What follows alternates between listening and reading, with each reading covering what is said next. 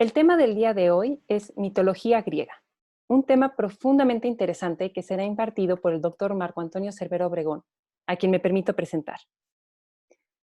El doctor Marco es arqueólogo por la Escuela Nacional de Antropología e Historia de México. Es maestro en arqueología clásica por la Universidad Autónoma de Barcelona. Doctor en la misma especialidad por el Instituto Catalán de Arqueología Clásica y la Universidad Rovira Virgili de Tarragona, España. Se ha especializado en la arqueología, historia y cultura mexicas, en arqueología e historia militar, tanto en el ámbito mesoamericano como en el mundo clásico mediterráneo. Ha participado en diversos proyectos de investigación arqueológica en países como México, España e Israel, entre los que destaca el Proyecto Magdala. Es autor de libros como Breve Historia de los Aztecas, El armamento entre mexicas y guerreros aztecas, entre otros artículos en revistas especializadas y proyectos editoriales en conjunto con Oxford Handbook of Aztecs. Es miembro de número de la Asociación Española de Historia Militar, presidente y fundador de la Asociación Mexicana de Arqueología e Historia Militar, y es investigador de tiempo completo del Centro de Investigación en Culturas de la Antigüedad de la Náhuatl, México. Doctor Marco, muchas gracias por su presencia y bienvenido.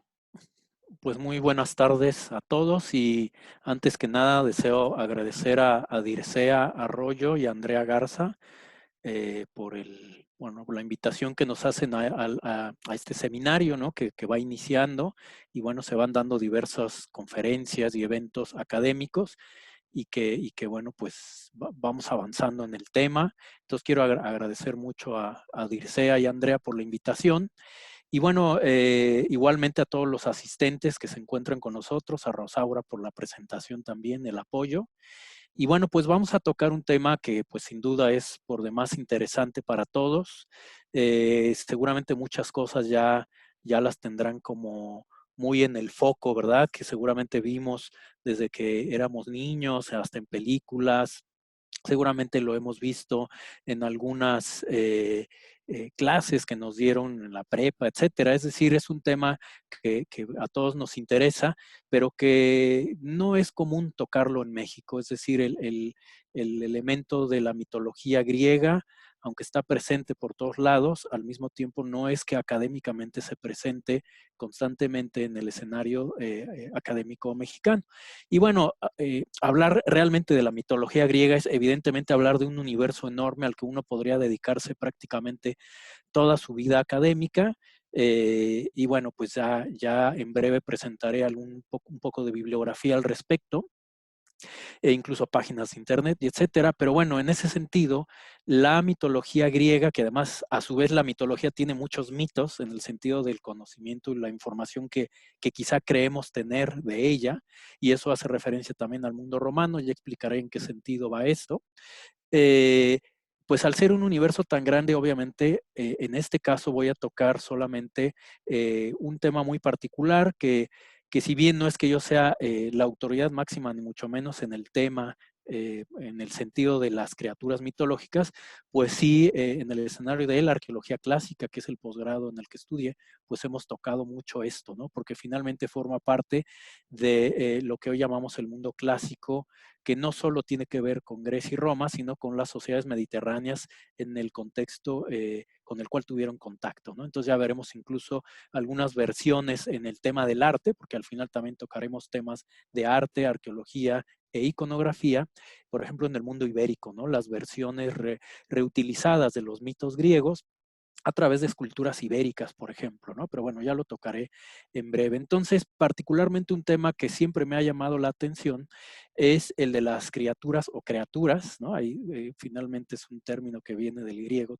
entonces dejémoslo en criaturas, que va más allá de los dioses, es decir, el universo cosmológico, la cosmovisión del mundo griego se enfoca en varios escenarios, desde los semidioses, los dioses que a su vez tienen una amplia tipología, diversificación y jerarquía, y particularmente, como ya expliqué, el caso de las criaturas, que son muchas veces el tipo de personajes que pone a prueba a estos semidioses, y entonces entramos en un análisis interesante.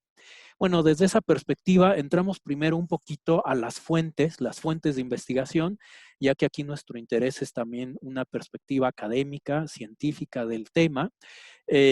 Como saben, hay, por un lado, en cuanto a bibliografía científica o bibliografía de los mitos griegos abunda, o sea, encontramos una amplia variedad de libros, artículos, pero sobre todo libros que pueden conseguir, pues yo qué sé, en redes, en internet, en librerías, etcétera, sobre los mitos, pero lo que nos interesa también es saber a su vez de dónde viene esta información. Entonces tenemos la amplia variedad de literatura clásica, de literatura griega, es decir, no es que encontremos solamente un texto, un libro de un autor clásico en el que podamos reunir toda la mitología. En realidad los autores que se han dedicado, por ejemplo, como el caso de Robert Graves, que es un libro pues, clásico, estoy poniendo solo un ejemplo de los tantos que hay, eh, se han basado en el análisis de fragmentario, porque al final es una información fragmentaria recuperada de estas fuentes, y dentro de ellas, solo por poner ejemplos, porque no estoy poniendo todo, algunos de los textos a los que ustedes podrían analizar y estudiar, pues es la Metamorfosis de Ovidio, el caso de Hesíodo, ¿verdad? Que también en su Teogonía, Apolodoro, que también nos presenta su biblioteca mitológica, entre otros casos, ¿no? Advierto, es solamente una pequeña base de las fuentes de investigación, una de las fuentes, quizá la más importante, por supuesto, de la cual los mitógrafos utilizan para obtener esta información. Ahora, como también decía, yo soy más partidario de los libros, ¿saben? Del libro físico, pero ya ven que ahora también en Internet tenemos varios recursos y uno de ellos es esta página que estoy poniendo aquí abajo, que por cierto no sé si se ve mi cursor, creo que sí, ¿verdad? Entonces, esta página de acá abajo también es un instrumento digital muy bueno al que pueden todos acudir, Theoi, en el cual viene toda la información de la mitología griega con fuentes, con iconografía y con muchos materiales a los cuales ustedes pueden entrar en materia.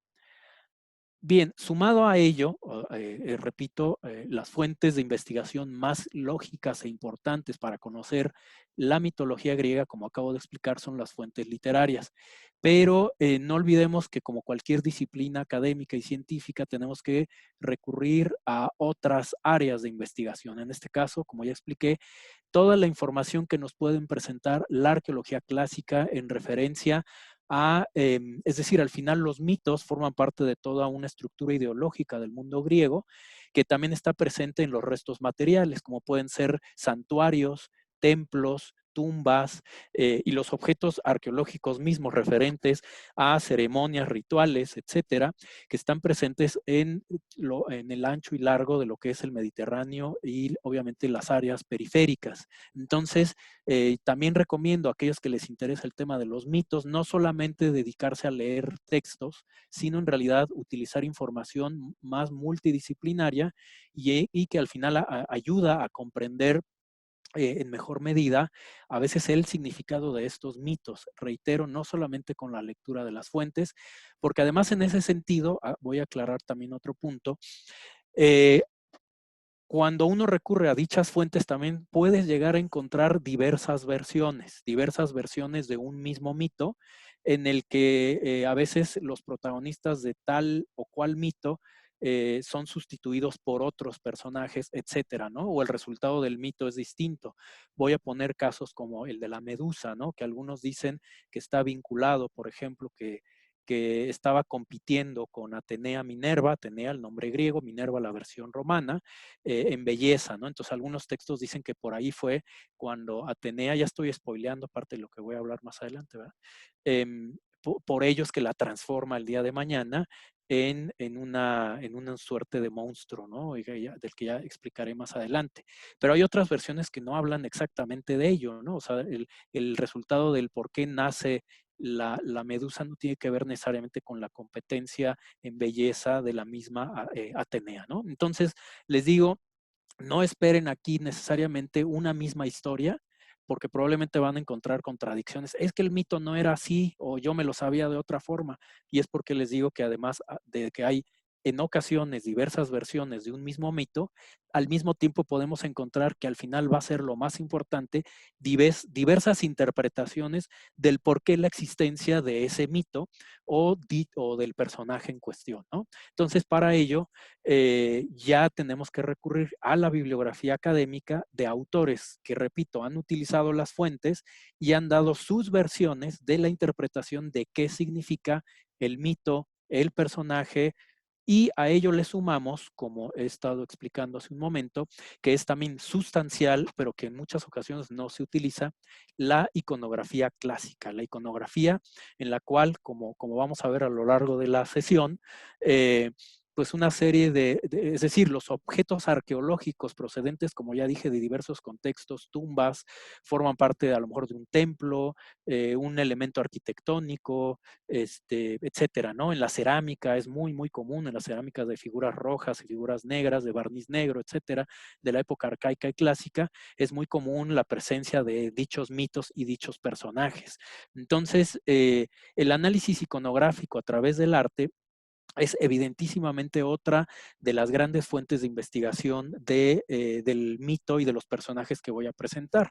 Ahora, para ello, he de recomendar a ustedes este libro. Hay varios, de iconografía clásica hay varios, pero aquellos que les interese ir adentrándose en lo que llamamos los atributos de estos personajes mitológicos, no solo de los dioses, pero pues, todos los elementos o los atributos iconográficos presentes en dichos personajes, pues lo podemos encontrar en este libro introductorio, que de hecho es una guía para estudiantes, y que, como ya he advertido hace un momento, en realidad la mitología griega es muy, muy amplia, ¿no? Es muy amplia, y pues a quien le guste todo esto se podría dedicar toda una vida a estudiar y a aprender todos estos personajes, los mitos, las versiones y demás. Entonces, partiendo de esta base, fuentes de investigación, pues vamos a iniciar un poquito la charla. Bueno, es otra bibliografía, ¿no? Es otro ejemplo de bibliografía que podrían consultar, este libro llamado Todos los dioses de Grecia, ¿no? Que también pueden ahí ubicar, ¿no? Y bueno, antes de entrar en materia, pongo un poquito a discusión un concepto que se nos ha vendido durante muchos años, y es el concepto de la famosa mitología grecorromana, en la cual también siempre se ha pensado popularmente, y aunque ahorita no es la conferencia específica para discutir ello, pero vale la pena comentarlo, siempre se piensa que los romanos son solo una copia de los griegos. Es un error de interpretación.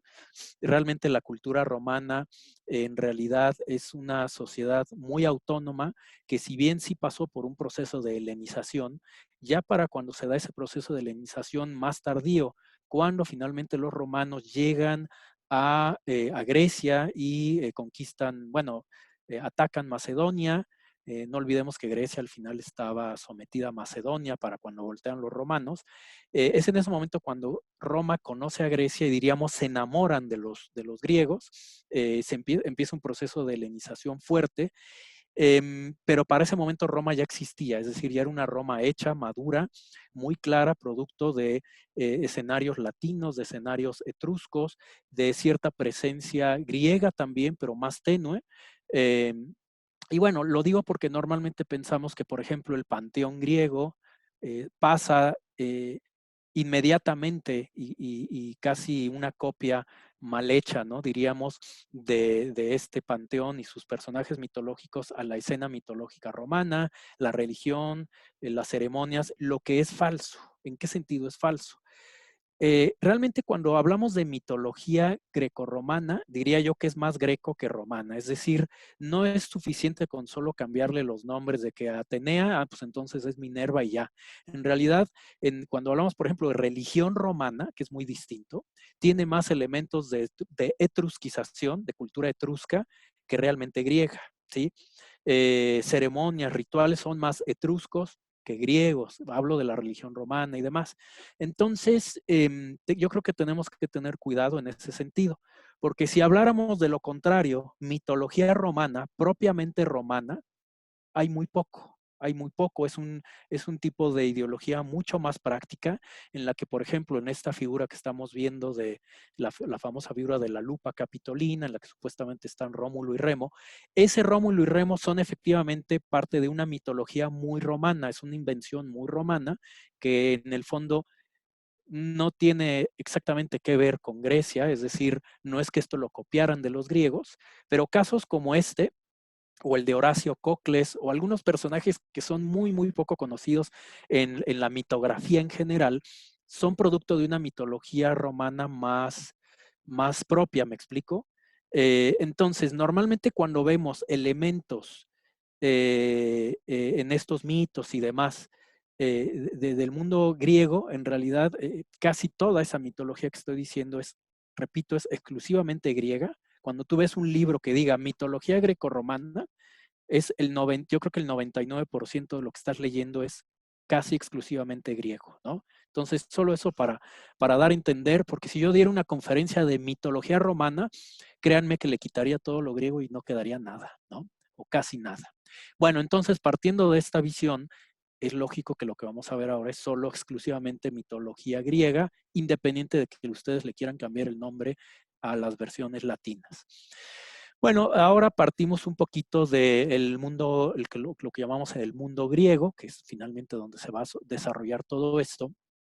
Eh, no olvidemos que el desarrollo de la mitología griega se da, pues, obviamente desde los tiempos más tempranos, por lo menos desde la Grecia arcaica y la Grecia obscura, en el que se empiezan a desarrollar todos estos mitos, ya que de la Grecia del bronce, de la edad del bronce, y que aquí es donde vamos a encontrar algunas contradicciones interesantes, no tenemos casi nada. Es decir, mitología griega de la edad del bronce local propia con fuentes, casi no hay nada, podría decir no hay nada.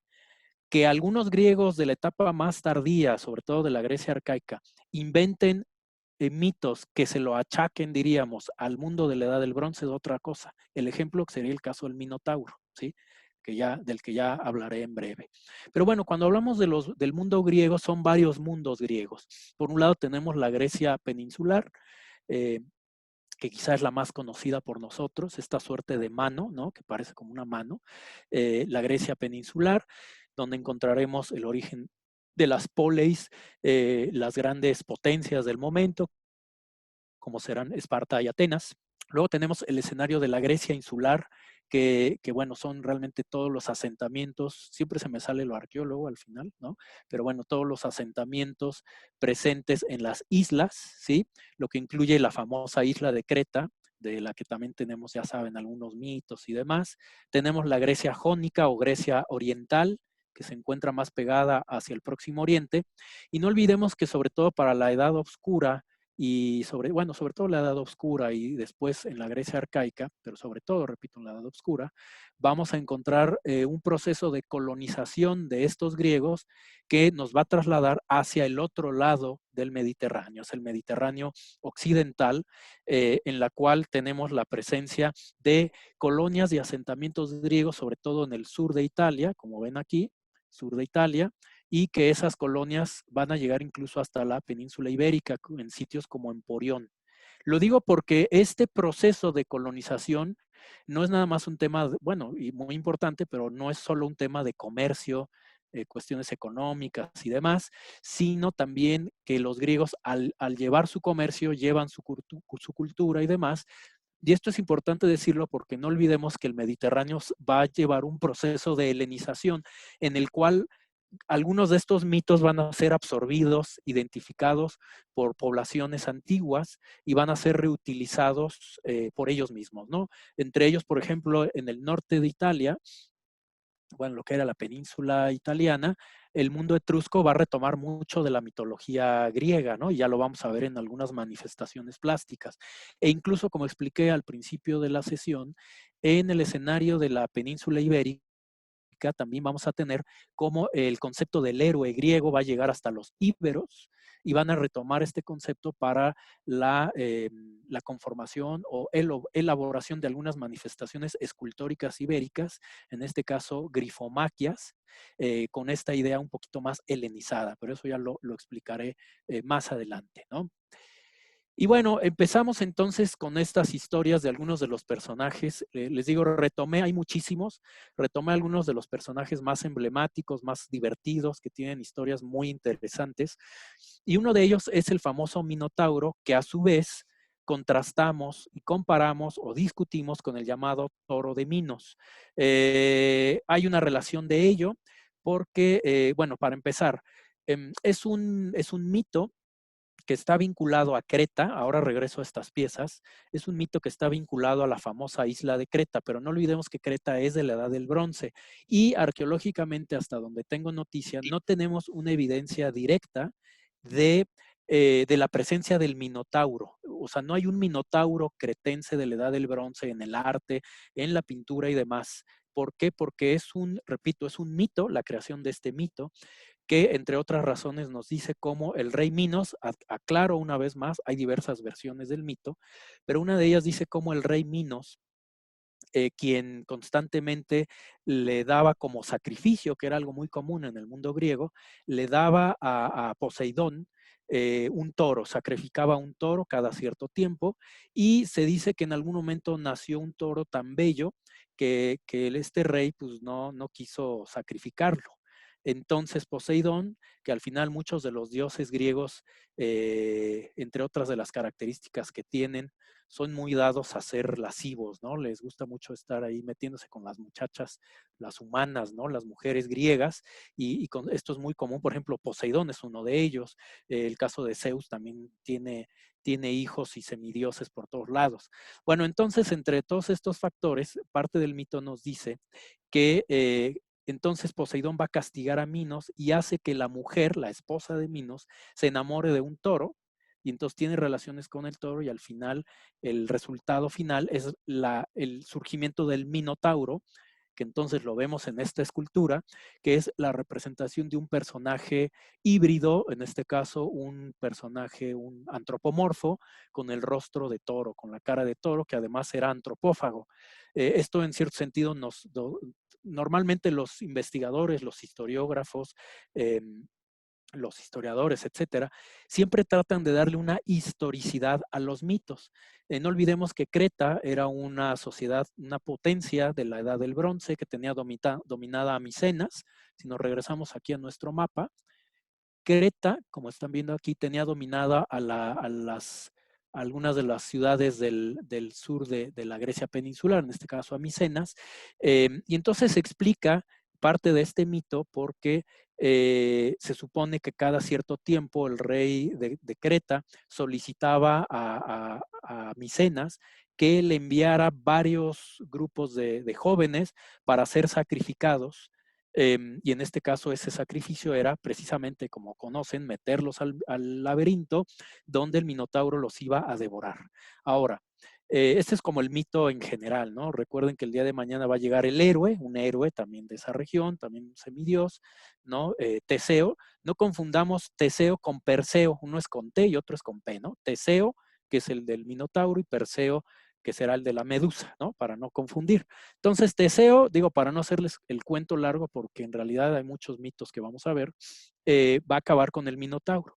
La pregunta, les digo, sería en términos históricos y académicos, si es un mito de creación cretense o, repito, es un mito de formulación de los griegos más tardíos que lo van a aventar al escenario de la Edad del Bronce, y en cierto sentido para explicar un poquito cómo Creta tenía sometido al mundo micénico para ese momento. Y lo digo porque, como ya expliqué, no hay en Creta, hasta donde yo conozco, no hay evidencia del laberinto.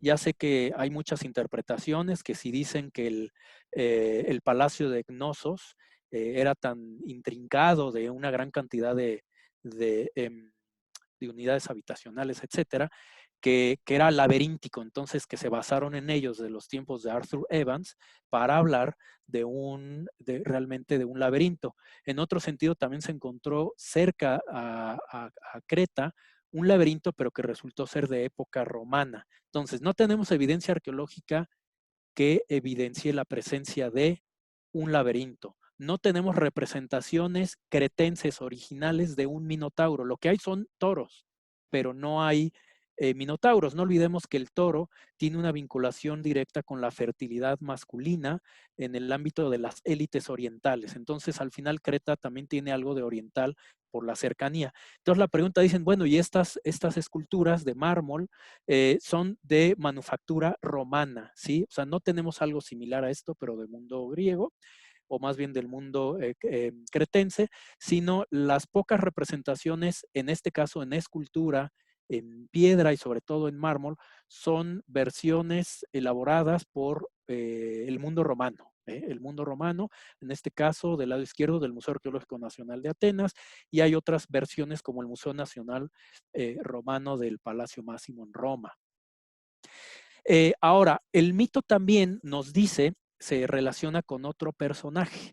Es decir, por un lado está el Minotauro, pero por el otro está el toro de Minos como tal. Y ahí hay una discusión mitográfica. En este caso es una representación en el que vemos precisamente a Teseo, que está saliendo y está llevándose ahí al Minotauro. Detrás de él se encuentra Atenea, que siempre Atenea fue una protectora, ¿no? La diosa Atenea, que como saben era la diosa patrona de Atenas, que tuvo un conflicto con Poseidón para ver quién ganaba finalmente el protectorado de Atenas, y al final gana Atenea. Y aunque es una deidad femenina, en el fondo es una deidad muy masculina. ¿En qué sentido? Pues es una deidad de la guerra, una deidad que además es virgen. Esto va a estar vinculado directamente también con el mito de Medusa, ¿no? Ya van a ver por qué normalmente dentro de los atributos iconográficos de Atenea, ya sea en su escudo o en el pecho o en el casco, aparece la medusa, ¿no? Ya hablaré de ello.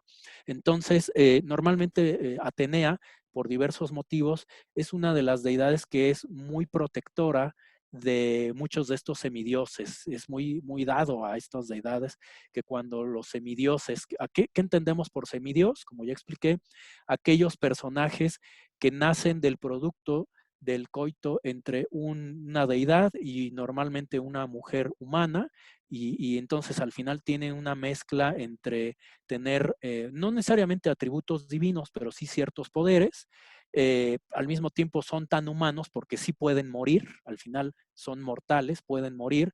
Y entonces cuando se enfrentan a diversos contextos, como fue el caso de Teseo, repito, ciertas deidades van a apoyarlos, ¿no? ¿Cómo los apoyan? Pues dándoles tips, dándoles armas, dándoles información, es decir, constantemente los están protegiendo por diversos contextos, ¿no? Entonces aquí vemos una cerámica de figuras rojas en la cual vemos a Teseo llevándose al Minotauro, ¿no? Algunas otras versiones, les repito, hay contradicciones, dicen que no es al Minotauro, sino al toro de Minos como tal, que era un toro enorme que estaba haciendo ahí desmanes en Creta, entonces tuvo que poner cuidado, ya sea Teseo, o algunas veces lo mencionan más a Heracles. Heracles, ya sabes, otro de los grandes, ¿cómo se dice?, semidioses, de los más famosos.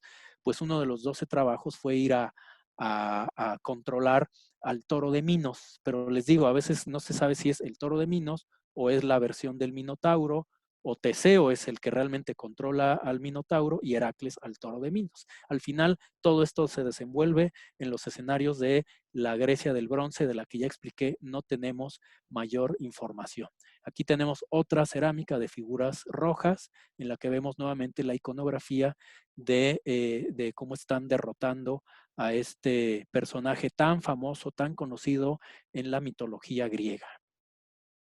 Bueno, por cierto, hablando de Hércules o Heracles, el Heracles griego, del cual lo reconocemos, lo vamos a ir viendo a lo largo de la sesión, como una de las características de los atributos es la clava o mazo que sujeta en las manos. Casi siempre cuando veamos a un personaje fornido en la iconografía griega y que esté sujetando un mazo, casi estaremos seguros que se trata de Heracles, ¿no? Pero bueno, todo dependerá de esto. Parte de la historia de Heracles lo voy a contar muy, muy rápido. Algunas historias de estas seguro ya las conocen. Bueno, para empezar, Heracles va a ser hijo de Zeus. Y como la esposa de Zeus, ya saben, no era muy, o sea, a ella no le gustaba que su esposa estuviera metiendo con todas las mujeres humanas por aquí y por allá, y que constantemente iban surgiendo semidioses o hijos del mismo Zeus. Uno de ellos, el que más hartaba a Hera, que era que acabo de explicar, la esposa de Zeus, es Heracles, le tiene mucho odio. Entonces, todo el tiempo está tratando de hacerle la vida imposible, acabar con él, y lo peor de todo es que lo logra. Va a pasar a la historia Hércules, pese a toda la tradición que tenemos de él, como ser el gran héroe, el gran personaje fornido que derrota a muchos monstruos que vamos a ir viendo. En el fondo es un personaje pues muy sufrido, ¿no? Porque al final, sin tener él la culpa, porque al final él no tuvo la culpa de esa situación, es odiado por Hera y entonces todo el tiempo le pone una serie de pruebas y situaciones. Una de ellas, rápidamente, es que lo vuelve loco, lo voy a poner así rápidamente, hace que le venga una crisis muy complicada en su mente y entonces ve a su familia, porque al final Heracles sí se va a casar, va a tener un hijo y demás, con una humana, pero se va a casar. El punto es que lo vuelve loco y hace que asesine a su familia. O sea, ese es el primer punto clave. Asesina Heracles a su familia y él obviamente se siente completamente culpable, trae una culpa tremenda. Entonces parte del plan de Hera es con un personaje que se llama Euristeo, Euristeo que era un rey que estaba confabulado con Hera y que le dice, pues mira, vamos a acabar con Hércules, ¿no? Vamos a acabar con él y entonces vamos a utilizar la culpa que ya le he creado por haber matado a su familia y para que se dé la expiación de esta culpa, vamos a ponerle una serie de pruebas. Lo más seguro es que no pase de la primera, porque por más semidios que sea, pues acabo de decir, los semidioses, por más fuertes que sean, son mortales, o sea, mueren, pueden morir. Entonces la idea era matarlo. Entonces la idea era ponerle una prueba y con eso quedaba concluida la cosa. Entonces el rey Euristeo le dice a Heracles de una manera mañosa que debe de cumplir una serie de pruebas. Bueno, la idea era, repito, una, nunca se pensó que fueran 12, porque cada vez se la ponían más complicada. Eh, y entonces la idea es que en ese interés Hércules fuera asesinado. Entonces, bueno, ahí tienen los llamados 12 trabajos de Hércules. No necesariamente todos fueron a enfrentar a grandes monstruos y estas criaturas. Entonces, cuando estuve investigando un poquito todo esto, pues me di cuenta que algunos de los personajes más interesantes se ligaban directamente con los 12 trabajos. Obvio, en esta conferencia no voy a tocar los 12 trabajos, nada más voy a tocar algunos temas que están viendo ahí en negro, ¿sí? Lo puse en negritas algunos de los que voy a tocar.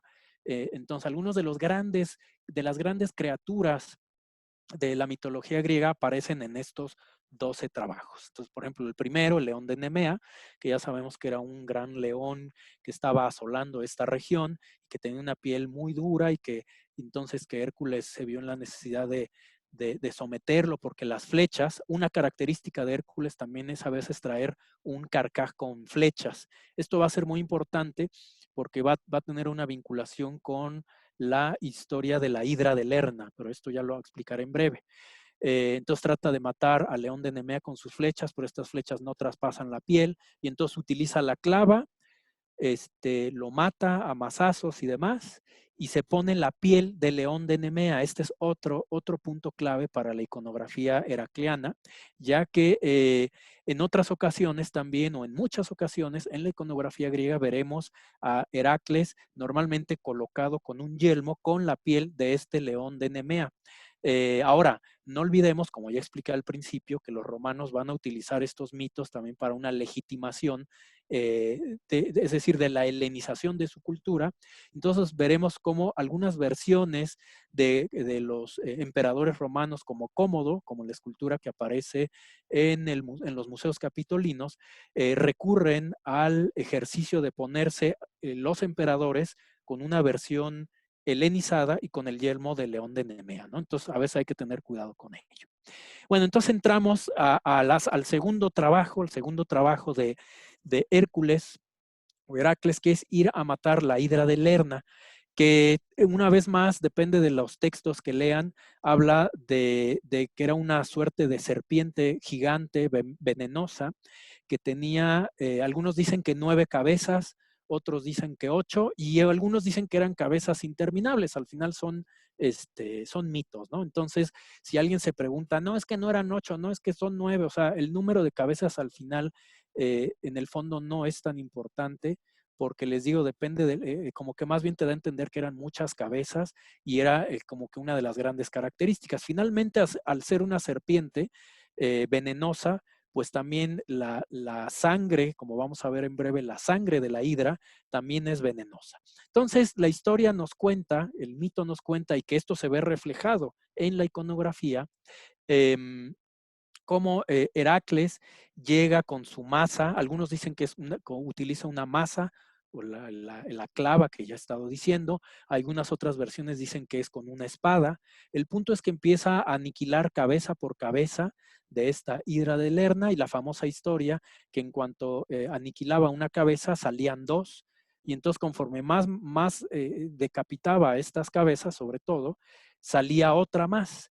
Se supone que en algunas de las versiones del mito, Heracles va a estar apoyado de un compañero que va a ser sustancial para esta historia en particular, un compañero que lo vemos del lado izquierdo, y del lado derecho vemos a Heracles con la clava, como ven aquí, ¿no? Aquí está la clava. Entonces, se da cuenta que no hay manera de matar a la hidra, porque cada que le corta una cabeza surgen dos, y entonces cada vez es doble o triple el problema. Y es aquí donde surge otro aspecto interesante. Utiliza su arco, una de las versiones dice que utiliza su arco con flechas con fuego, con flechas con fuego. Otros dicen que el mismo personaje, el compañero que lo ayuda, utiliza una tea, ¿saben? Una tea de fuego. Entonces, cada que Heracles le cortaba la cabeza a la hidra, a una de las cabezas de la hidra, su amigo quemaba el muñón del cuello de esta hidra, y entonces impedía que volviera a surgir otra cabeza. Y así hasta que termina con todas las cabezas, pero no era suficiente. Después dicen que hace un hoyo, la avienta ahí y arroja una piedra a Heracles, no sin antes hacer algo muy importante. La sangre de la hidra, como ya expliqué, era venenosa. Ya saben que luego muchos de estos monstruos mitológicos, hasta su sangre resulta ser venenosa. Esto va a ser similar a lo que va a pasar con la medusa también, ¿no? Bueno, ya explicaré lo de la medusa. Bueno, el punto es que Heracles empapa la punta de las flechas de su arco con la sangre de la hidra, de manera que ya tiene un arma nueva, y un arma nueva que le va a funcionar para los futuros trabajos, como por ejemplo cuando termina con Gerión, era un gigante que le roba su ganado, utiliza estas flechas. Pero bueno, ese personaje no lo voy a tocar. Pero para que se sepa que entonces otra característica iconográfica de Heracles es que aparezca con esta arma con puntas envenenadas, y que para algunos investigadores, por lo tanto,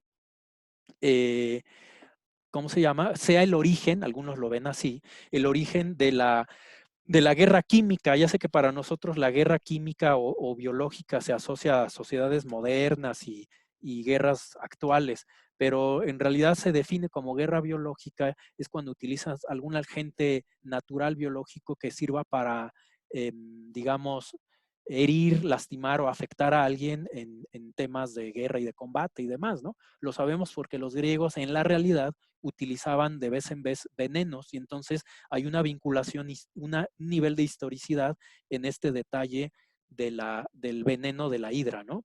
Bueno, aquí tienen donde se supone, algunos autores dicen que se encontraba Lerna, la ciudad de Lerna, ¿no? Porque estos lugares que a veces pueden ser míticos, ¿no? Por ejemplo, el Hades obviamente no tiene en realidad no tiene no lo podemos ubicar geográficamente en realidad, ¿no? Pero hay ciertas ciudades que sí.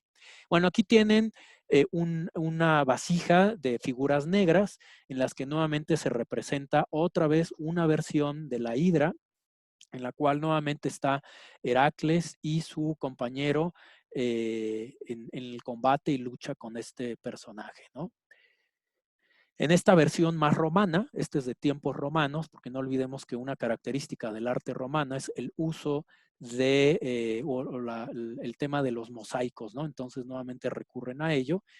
Y aquí vemos nuevamente a Heracles, aquí tiene la clava, Aquí representan la piel del león de Nemea y está sujetando, pareciera que es como la medusa, ¿no? Así de momento parece la medusa, pero no sabemos, hasta donde tengo yo noticia, Heracles nunca se enfrentó a la medusa, sino, como dije, a la hidra. Entonces aquí tienen la hidra que a veces también, como pueden, aparece con, bueno, como es lógico al ser una serpiente, con una cola de serpiente, pero a veces le ponen doble, ¿sí? En ocasiones, por ejemplo aquí, tiene doble cola, ¿sí? Es una serpiente, un solo cuerpo con doble cola, y bueno, la multiplicidad de cabezas. Entonces la famosa hidra de Lerna, que es tan conocida y que a veces las vemos representadas también o reconstruidas en algunas películas, ¿no? Yo me acuerdo de niño, ya me gustaban a mí todas estas chunches y me acuerdo que mi papá me ponía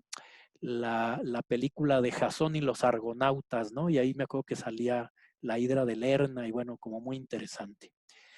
Bueno, aquí tienen una versión hecha por Despertaferro, esto es una reconstrucción de Despertaferro, en la que la revista, en la que se muestra nuevamente la presencia de la hidra de Lerna enfrentándose a dos hoplitas de la Grecia arcaica, ¿no? Bueno, seguimos para no tardarme demasiado.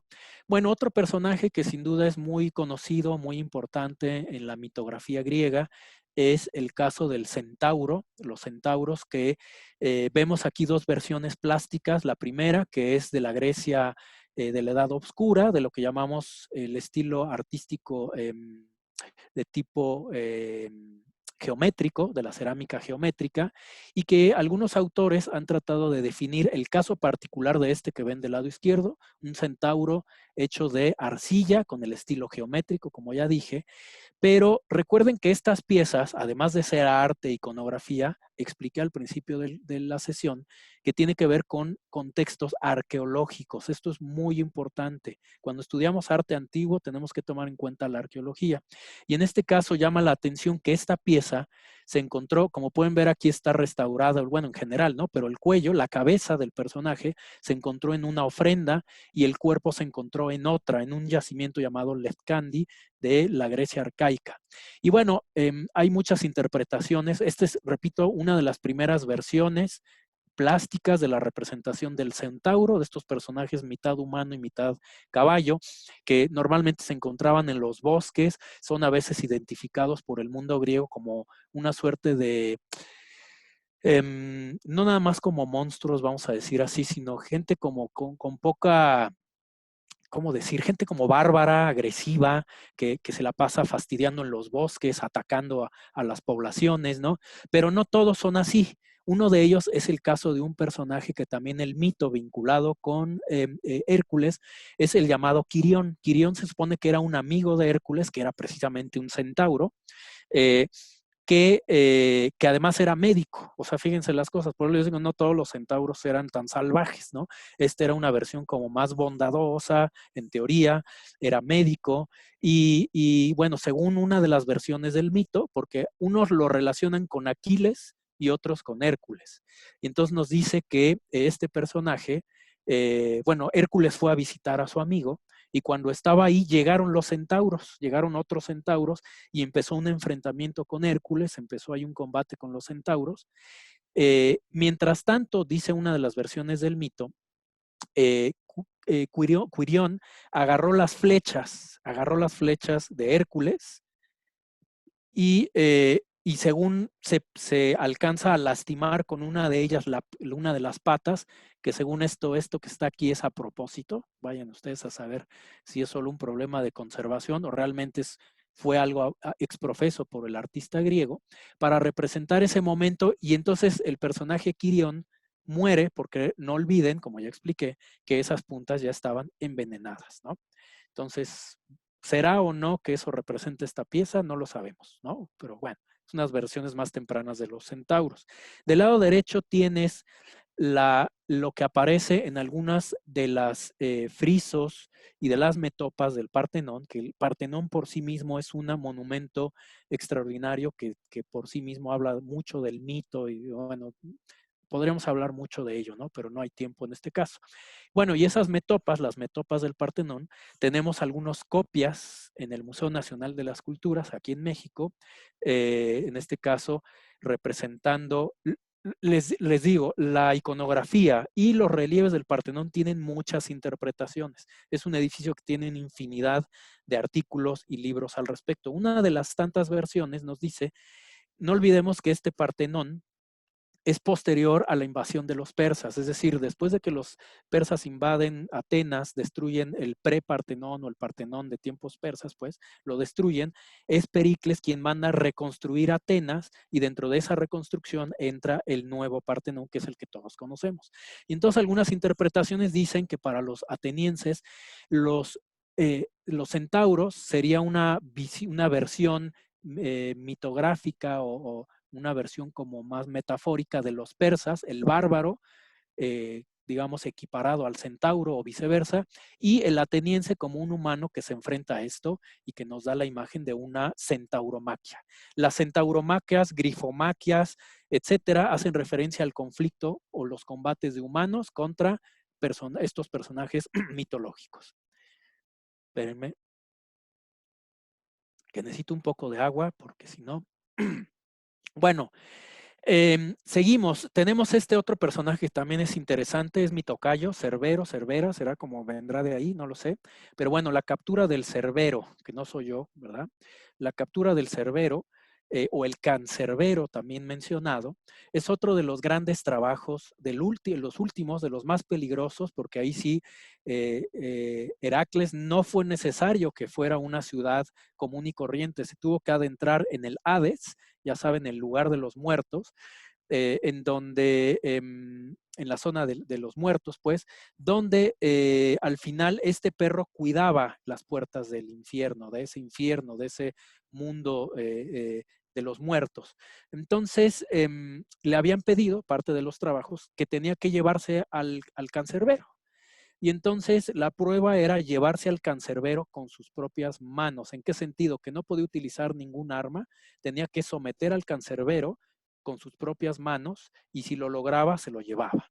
Entonces aquí tenemos una representación nuevamente de una cerámica de figuras rojas en la que vemos nuevamente los atributos. Aquí está el león de Nemea, aquí tienen el carcaj con flechas, que ya para ese momento, sabiendo que esto es el 12º trabajo, esas flechas ya para ese momento ya van envenenadas. Aquí lleva parte de la clava y una cadena para tratar de someter al cancerbero. Ese cancerbero tiene las siguientes características. Esto es muy importante decirlo. Es un perro de gran formato, agresivo, fuerte, pero que tiene 3 cabezas. Tiene 3 cabezas. En ocasiones le ponen 2, en otras 3. Pasa lo mismo con lo que expliqué de la gorgona, de la hidra de Lerna, pero normalmente aparece con 3 cabezas y a veces también tiene parte del pelaje del animal, tiene también serpientes, ¿sí? Ya ven estos griegos siempre haciendo cosas como muy interesantes, ¿no? Bueno, la cuestión es que Heracles somete al cancerbero con sus propias manos y se lo lleva a Euristeo. Aquí está Euristeo, ¿se acuerdan de este rey que les dije que le mandó a hacer los 12 trabajos y que estaba confabulado con Hera y demás? Entonces dicen algunos mitos que lleva todavía vivo al cancerbero y se lo pone enfrente a Euristeo, quien se arroja a una vasija temeroso, porque dice, ahora sí ya me trajo el cancerbero, para comprobarle que había cumplido con estos 12 trabajos. Bueno, entonces ahí tienen otro personaje del que voy a hablar más adelante, ya para cerrar la conferencia. Otro que es muy interesante, que se asocia al ya famoso mito de la esfinge, ¿verdad?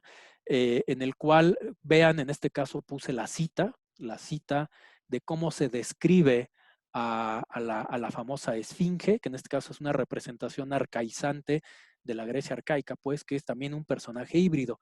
Y según la fuente dice, tenía rostro de mujer, pecho, patas y cola de león y alas de pájaro. Es decir, siempre la identificación iconográfica está muy vinculada con la información que dan las fuentes, ¿no? Y bueno, este personaje, como saben, se vincula al mito de que ¿cómo se llama? Como en un momento dado, este personaje híbrido se comía a la gente, ¿no? Sobre todo en la entrada de Tebas. Aquí lo vemos en una versión de, ¿cómo se llama? De una cerámica que llamamos de época orientalizante, en el cual nuevamente vemos a esta esfinge, ¿sí? No olvidemos que la esfinge no es solamente de origen griego, tiene algunas versiones y presencias orientales, ¿no? Que también van a ser utilizadas en el mundo persa, en el mundo asirio, incluso algunas versiones modificadas del mundo egipcio, ¿no? Esta pieza, por cierto, es del Museo de las Culturas, una copia de un Oinocoe del Museo de las Culturas, donde vemos esta esfinge, ¿no? Y aquí el mito de Edipo, que es el que todos conocemos, asociado a esta idea, en donde ya todos conocen que esta esfinge estaba a las puertas algunos dicen en la ciudad de Tebas, o cerca de la ciudad de Tebas, y que aquellos que quisieran pasar por ahí tenían digamos, conocer la respuesta de un acertijo que les ponía la esfinge y que ya saben que qué animal tenía, ¿cómo era? 3 patas, luego más adelante 2 patas y luego, no, 4 patas, 2 patas y 3 patas, ¿no? Y entonces todo el mundo, si no acertaba, se los comía la esfinge. Y en este caso Edipo acierta sabiendo, diciendo que era el hombre. Y entonces en ese momento la esfinge se arroja de un acantilado y ahí queda muerta, ¿no? Entonces, bueno, estos son algunos de los cerámicas de figuras rojas más conocidas. Ya casi para ir cerrando este pasaje extraordinario por las grandes criaturas del mundo griego, tenemos el caso de la quimera que ahora también fue protagonista de algunas de las últimas versiones de la película de Furia de Titanes, que no me gustó mucho, me gusta más la de los 70s, pero que ahí no sale la quimera. Pero bueno, la quimera llama la atención que esta pieza que están viendo del lado izquierdo no es griega, es de origen etrusco, es de producción etrusca, con lo que ya expliqué al principio de la sesión, de cómo al final los mitos y toda la helenización mediterránea llega a muchos pueblos, y en este caso los etruscos parte de su helenización es adoptar personajes mitológicos. Y es otra vez un monstruo híbrido que además escupía fuego, que también asolaba poblaciones, mitad león con cabeza de chivo, cola de serpiente, ¿no? Que les digo, arrojaba fuego. Y en este caso no va a ser Perseo, ni Teseo, ni Hércules, sino Belerofonte, otro de los tantos héroes de la mitología griega, que va a estar subido en Pegaso, como lo ven del lado derecho, las versiones que hablan de Pegaso, este famoso caballo alado, y que va a arrojarle una lanza, una flecha al interior de la garganta de la quimera y va a acabar con ella, ¿no? Y bueno, ya para ir cerrando, vemos cómo estos mitos y estos personajes, tanto los héroes y los semidioses, que se enfrentan a estos monstruos y personajes mitológicos, va a llegar al mundo ibérico. Este es un tipo de arte y de escultura muy, muy desconocido, por lo menos en México. O sea, el arte griego sí, pero el arte ibérico casi no se estudia en México. Entonces vemos aquí una grifomaquia. El grifo, que al final es otro personaje mitológico también de origen oriental griego, que el grifo también es un personaje híbrido entre león con rostro de águila, ¿sí? Alado. Vemos a un personaje, repito, es una escultura ibérica, que muy parecido a lo que haría Hércules, se está enfrentando a un grifo a mano limpia, ¿no? Lo está tratando de someter a mano limpia, pero en este caso es una escultura con un estilo y una concepción, aunque de producción ibérica, con un nivel de helenización bajo el concepto del héroe, el héroe que se enfrenta a estos monstruos. ¿Qué representan estos monstruos? Muchas cosas para el mundo griego. Pueden representar las bajas pasiones del mundo griego, pueden representar, es decir, una serie de aspectos incluso filosóficos. Les repito que a veces se trata de dar historicidad a estos personajes y cómo el héroe es el ideal que el griego tenía, la aspiración del héroe, de llegar a ser alguien de ese nivel, de esa a veces bondad, de ese poder, de esa fuerza, ¿no? Y bueno, para cerrar, pues el personaje más conocido, bueno, yo creo que todos son muy conocidos, pero quizá que es Medusa, la Medusa, que como ya estaba yo explicando en una de las versiones, en resumen, se trataba de una mujer muy bella que algunas versiones dicen que le quería competir en belleza, o por lo menos le tenía muchos celos a Atenea, porque algunos dicen que incluso esta Medusa, que realmente el término Medusa significa guardiana, y esto es muy importante decirlo, era una de las sacerdotisas del culto a Atenea. Entonces les digo, una versión dice que Atenea va a transformar a esta bella mujer en este monstruo porque le quería competir en belleza. Bueno, esa es una. Bueno, y trae toda una historia atrás. Otra nos dirá que en realidad fue violada por los dioses. Recuerden que los dioses andan siempre ahí metiéndose en lo que no deben. La violan, pierde todas estas características de ser una sacerdotisa, y entonces Atenea se ve en la necesidad de castigarla. Dices, ay, ¿por qué castigan a ella? Pues no va a castigar a Poseidón, que es quien va a violar a esta mujer.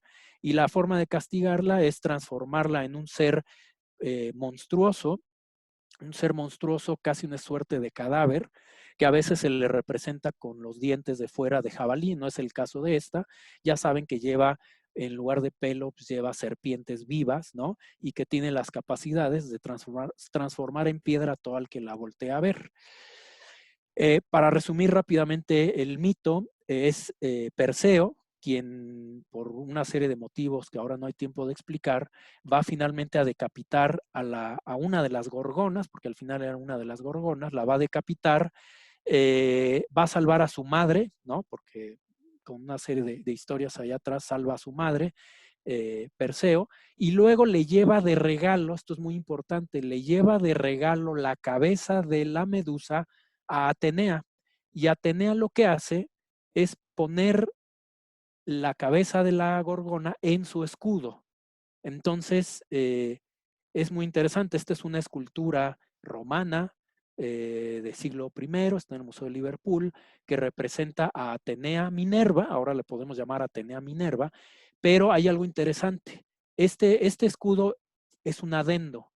En realidad fue un adendo en el siglo XIX, le pusieron un extra. Este escudo originalmente en la pieza romana no iba con el escudo. Entonces, algunos de los artistas del siglo XIX, con toda esta tradición neoclásica, decidieron agregarle el escudo, y la verdad es que no se ve mal. Y ahí se ve una representación. La verdad es una pieza que me gusta mucho, no solo de Atenea, sino como tal de la Gorgona. Y bueno, ahí ven otra cita más de las fuentes que nos dice todo esto, ¿no? Atenea insertó en medio de su escudo la cabeza de la Gorgona.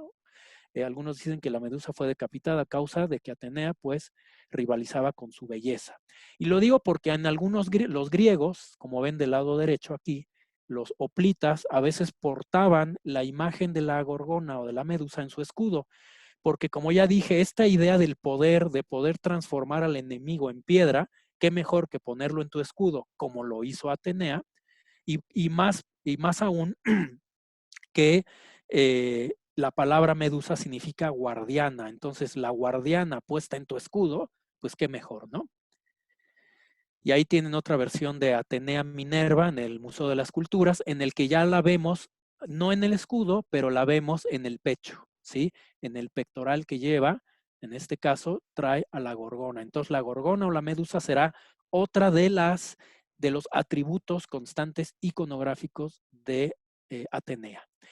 Y bueno, ya cerrando, ya saben las películas, en este caso una escena de la famosa película Furia de Titanes, pero la primera, la de los 70s, en donde vemos a Perseo sujetando los pseudo cabellos a la Medusa. Y aquí viene un dato interesante. Esta escena yo me acuerdo que me gustaba mucho de niño, porque es los tiempos en que todavía existía la permanencia voluntaria, si se acuerdan, en el que acababa la película y se podía uno quedar a ver otra vez la misma película. Entonces luego me quedaba a ver el final o no el final, sino la escena de cuando Perseo se enfrenta supuestamente al cancerbero, pero en realidad es el Diosquilo. ¿Quién es el Diosquilo? En realidad es un personaje basado en el Cerbero, en el cancerbero. Recuerden que el cancerbero tenía 3 cabezas, se supone. Pero hablamos de una película de los años 70. Entonces, Ray Harryhausen, que fue el director de de efectos especiales de esta película, dice que querían hacer la representación del cancerbero con las 3 cabezas, pero como no había la tecnología para que las 3 cabezas se movieran o no sé qué, le pusieron 2 y le llamaron el Diosquilo. Entonces luego yo decía, bueno, ese personaje si existió, no existió, es otra versión del cancerbero o cómo. Entonces tengamos cuidado porque al parecer es como una versión inventada para esa película basado en el cancerbero, ¿no? Y bueno, pues con esto cierro mi presentación. Espero que les haya gustado y y bueno, pues ahí está la historia que como pueden ver es muy divertida y tiene un poquito de historia y de todo, ¿no? Y bueno, pues gracias. Doctor Marco, muchas gracias por tan excelente ponencia que nos ha regalado el día de hoy. Sin duda, con gran profundidad de conocimiento, relaciones al neoclásico del siglo XIX, incluso películas de los años 70, y vemos cómo los mitos griegos son fundamento de la construcción cultural de Occidente, ¿no? La gran importancia que tienen. Y quiero aprovechar el momento para abrir el espacio para que nuestros participantes pues escriban o abran micrófonos y hagan sus preguntas, comentarios si tienen alguna duda. El doctor Marco estará más que feliz de responderlas con mucho gusto. No sé si alguien quiere hacer algún comentario. Pues yo antes de que empiecen las preguntas, felicitar al doctor Marco y agradecerle su participación en este seminario permanente, que haya estado con nosotros. Y ahorita viendo la conferencia me llamó la atención algo. ¿Por qué ponen a la hiedra con 2 colas? A la hidra Ajá, de la Lerna. hidra. Uh-huh. La verdad desconozco, habría que ver si en algunas versiones de las fuentes, porque, a ver, lo que tenemos que tener cuidado, como acabo de explicar metodológicamente, normalmente sucede que la descripción, ya sabes que cuando hace uno análisis iconográfico, pues te basas en una información, en este caso las fuentes, y hay unas coincidencias constantes, es decir, tú ves una pieza y empiezas a leer a Apolodoro y casi te está describiendo la pieza, pero no sabemos si el problema es de tipo iconográfico en la cual el artista, la pieza o el contexto de la pieza le da su toque, su versión, o si en otro mito hay una descripción independiente en la que se muestre a la hidra, repito, como con 2 colas, ¿no? Pero es que son temas muy discutibles, ¿no? Como ya expliqué, te pones a leer las fuentes y unas dicen que la hidra tenía más de 100 cabezas. A ver, ponen una cerámica 100 cabezas, pues no te caben, ¿no? O sea, entonces cosas como esa, y dices, bueno, el recurso es, le voy a poner varias para que medio parezca que son 100, o sea, son recursos también de una mezcla entre la iconografía, el recurso estético o artístico, para dar a entender, además de que aclaremos un punto, y ahí les recomiendo los textos de Anthony Snodgrass, que nos explica cómo leer una cerámica griega, una vasija griega. A veces sucede, por ejemplo, hay es una oinocoe o no me acuerdo qué tipo de pieza, que a veces los griegos agarraban todo un mito, ¿sí? Dircea, de todo un mito que tiene muchos pasajes, muchas escenas, te lo mezclan todo y te lo ponen al mismo tiempo, en una sola escena. Por ejemplo, tienes casos como Polifemo, el famoso cíclope, que sabemos que fue atravesado por Odiseo por un tronco, ¿no? Para quitarle la vista. Al mismo tiempo, recordamos que se comía a la gente que iba con Odiseo y ya al mismo tiempo se pusieron unas pieles para salir huyendo. Eso es una larga historia que te cuenta la versión de Odiseo, bueno, la Odisea. Y los griegos agarran y te ponen a Odiseo, a Polifemo, mientras se está comiendo a uno, ya le atravesaron el ojo y atrás tienes un borrego. O sea, te está poniendo las 3 escenas en una. Y cosas como esa, en el que hay una suerte a veces de síntesis iconográfica. Entonces, te digo, tenemos problemas del sistema de representación. Pero bueno, ahí yo creo que Rosaura nos podrá decir más, porque ella es la verdadera experta en arte y todo esto, ¿no? No, pues excelente, doctor. Gracias por toda la variedad de mitos que nos ha presentado, ¿no? Y la facilidad para leerlos y verlos en nuestra cultura actual. No sé si alguien más. Doctor Carlos, por favor. Hola, Rosaura, Dircea, doctor. Muchas gracias a todas y a todos y muy en particular a usted por esta presentación de lujo y por hacer esta inmersión o una inmersión más o menos superficial para quienes no tenemos estos alcances en la mitología griega y simplemente pedirle si puede tomar alguno de estos mitos, que como bien decía la doctora Rosaura Sanz, pues constituyen de alguna forma el sustrato sobre el cual Occidente se erige. Si pudiera tomar alguno de estos mitos griegos y señalar cómo aparece alguno de estos mitos en nuestra cultura del siglo XXI, cómo a través de la tradere, de la tradición, encontramos uno de estos mitos en pleno siglo XXI. Sí, y miren, en realidad ni siquiera podría yo decir que es exclusivo de Occidente.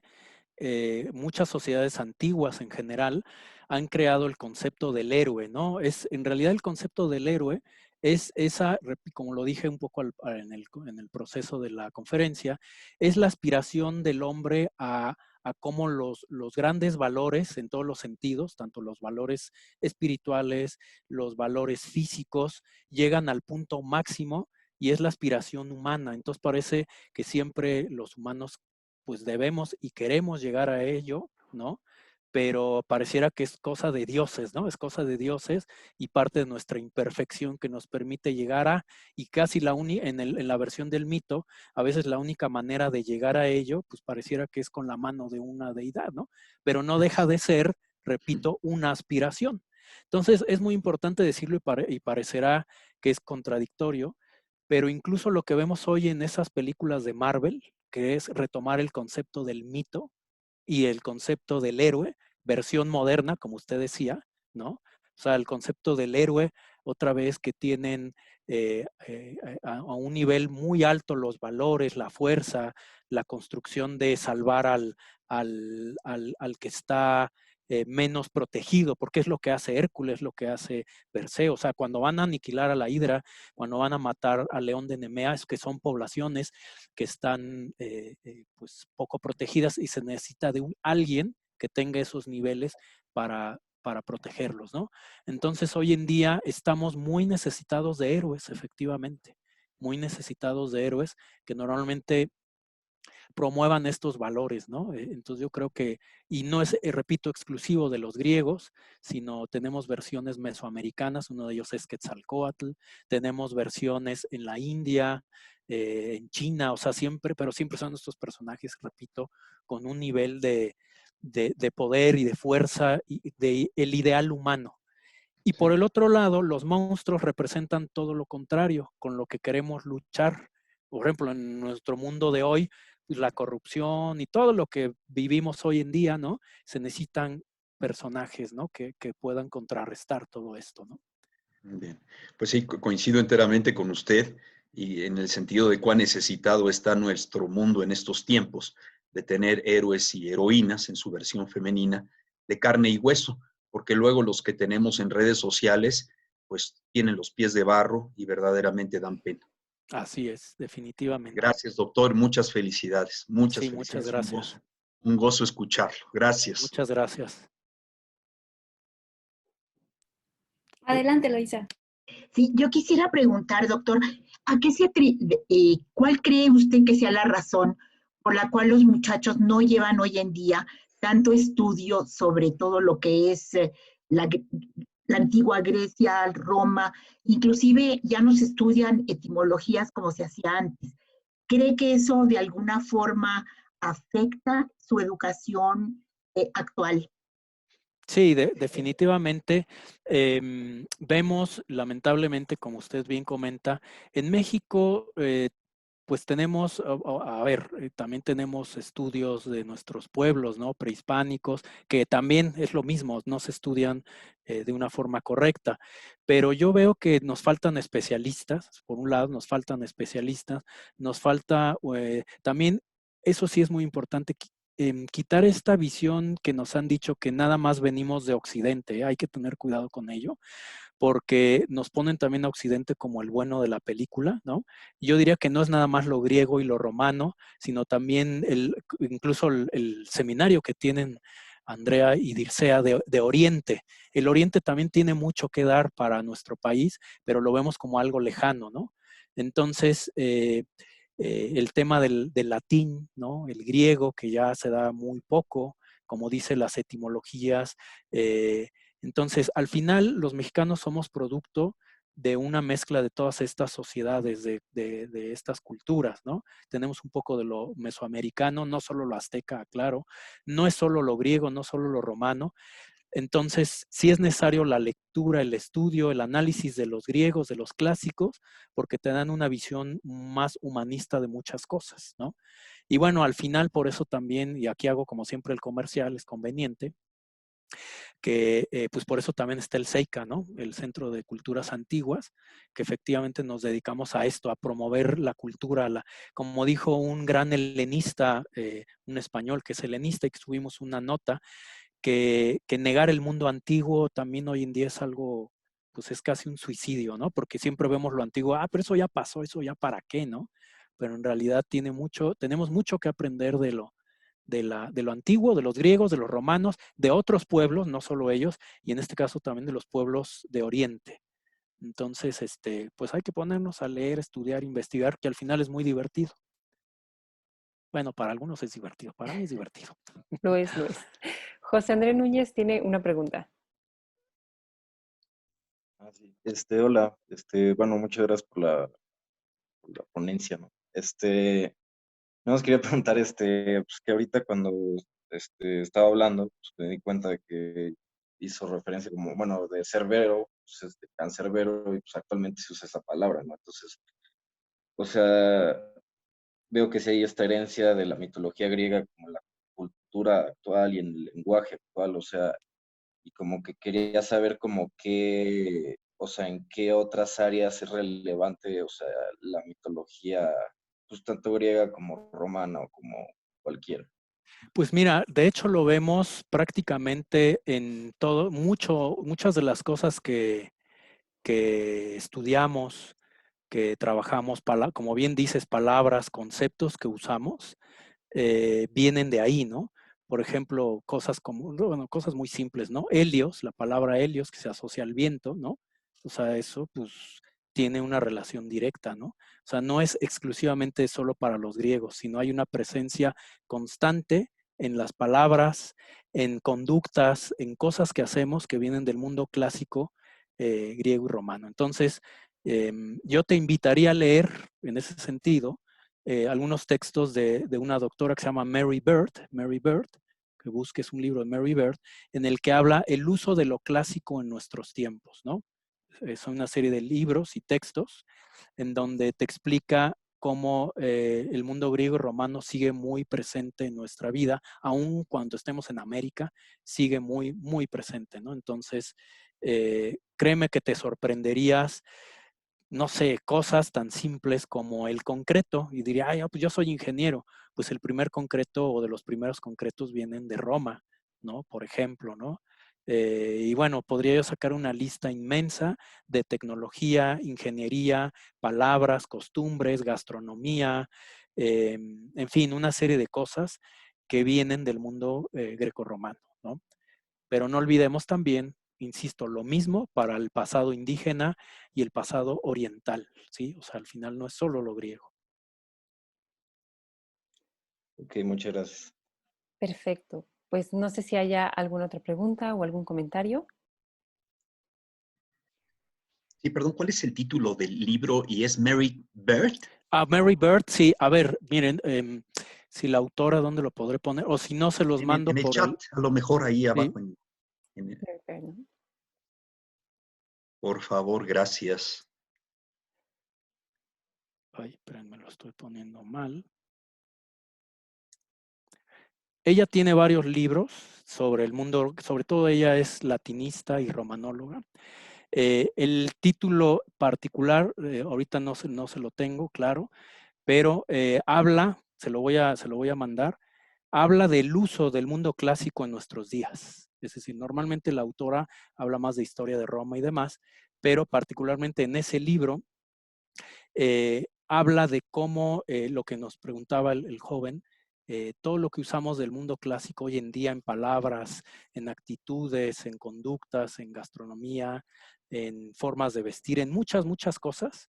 Entonces le voy a pasar el dato, pero lo más recomendable es que busque la bibliografía de Mary Bird ahí en Internet. Ok, perfecto. Pues bueno, con esto hemos llegado al fin de nuestra ponencia del día de hoy, mitología griega. Doctor Marco, nuevamente muchas gracias por la presentación y por compartir su conocimiento. Aprovecho para agradecer una vez más a la Facultad de Estudios Globales, al doctor Carlos García Fernández, que hoy nos acompaña, a la Cátedra Gealeventis, al Centro de Investigación en Culturas de la Antigüedad de la Facultad de Humanidades, Filosofía y Letras. Un agradecimiento muy especial a las coordinadoras del seminario, a la doctora Dircea y a la arqueóloga Andrea por organizar estos eventos. Y principalmente a todos nuestros participantes del día de hoy que se conectan. Gracias por estar aquí. El seminario está diseñado por y para ustedes. Y gracias a esto también aprovecho para invitarlos el 26 de enero a las 4 de la tarde para iniciar el año con un tema muy, muy especial, poco explorado en México. Va a ser una ponencia titulada Chipre, fiestas, costumbres y tradiciones de características griegas. Les recuerdo, 26 de enero a las 4 de la tarde. Igualmente pueden seguirnos a través de las redes sociales de la facultad y del Centro de Investigación en Culturas de la Antigüedad, donde constantemente estamos publicando las ponencias. Nuevamente agradecemos su presencia, muchas gracias y que tengan muy buena tarde. Muchas gracias. Muchas gracias. Gracias a Muchas todos. gracias a todas, a todos. Doctor Cervera, un enorme gusto. Muchas gracias. Carlos. Encantado, Gracias. Marco. A tus Hasta órdenes luego. aquí en la Facultad de Igualmente a Estudios sus Globales. órdenes. Muy amable, Felicidades. gracias. Gracias, Hasta Rosaura, luego. mucho gusto, Dircea. Gracias a todas, a todos. Nos vemos en enero. Ánimo. Bye. Cuídense Hasta mucho. luego. Felicidades, Hasta ánimo. luego, gracias. Perdón, Adiós. ¿cómo se Gracias. busca en las redes sociales? Estamos en Facebook, Dircea. Sí, estamos en Facebook con la Facultad de Estudios Globales y me parece que ¿Facultad también qué, perdón? Facultad de Estudios Globales de la Universidad de Anáhuac.